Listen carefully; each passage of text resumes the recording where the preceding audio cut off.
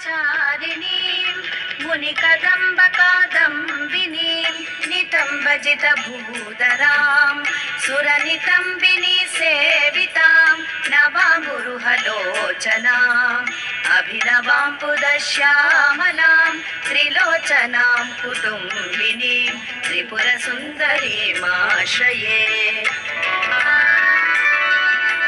श्रीदेव्यै नमः। कदम्बवनवासिनीं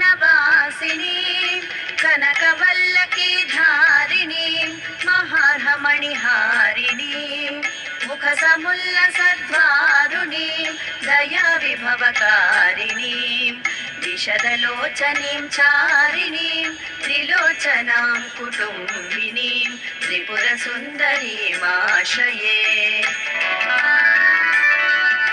श्रीदेव्यै नमः।